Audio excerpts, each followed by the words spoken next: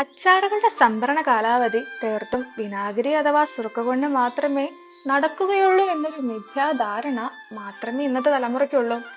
ഇതൊന്നുമില്ലാതെയും അച്ചാറുകളുടെ സംഭരണ കാലാവധി 2 വർഷം വരെ നീട്ടാനുള്ള ചെപ്പടി വിദ്യകളൊക്കെ നമ്മുടെ മുത്തശ്ശിമാർക്ക് നല്ല ധാരണയുണ്ടായിരുന്നു. എന്നാൽ ഇന്ന് അതെല്ലാം മൺമറഞ്ഞു പോയി എന്നുള്ളത് തന്നെയാണ് സത്യം.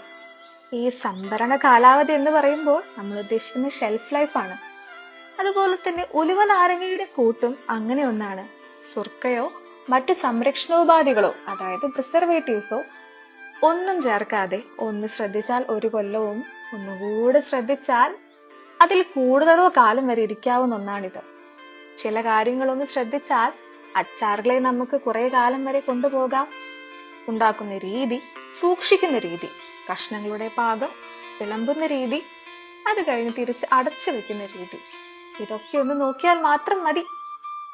ഉലുവ നാരങ്ങയിൽ ഉലുവയുടെ അതിപ്രസരം നമുക്ക് രുചിച്ചറിയാൻ സാധിക്കും. എന്നാൽ അതൊരു ഔഷധ കൂട്ടുകൂടെയാണ്. പക്ഷേ അധികമായാൽ അമൃതവും വിഷം എന്നാണല്ലോ.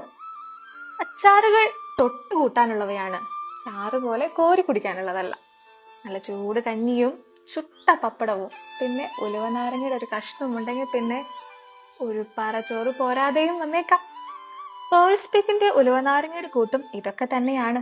എല്ലാം പാകത്തിന് പരവുമായി കഴിയുമ്പോൾ സൂര്യദേവന്റെ ഒരിത്തിരി വെളിച്ചം തട്ടാതെ അങ്ങനെ ഇരിക്കും നമ്മുടെ നാരങ്ങക്കുട്ടന്മാർ ആ ഭരണിക്കുള്ളിൽ, നല്ല അടുക്കും ചിട്ടയോടും കൂടെ.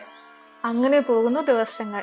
ഏറ്റവും കുറഞ്ഞത് ഒരു 20 ദിവസമെങ്കിലും അവരെ അങ്ങനെ ഇരുത്തിയിട്ടാണ് ഞങ്ങൾ ഓരോ നാരങ്ങയെയും നിങ്ങളുടെ മുന്നിലേക്ക് എത്തിക്കുന്നത്.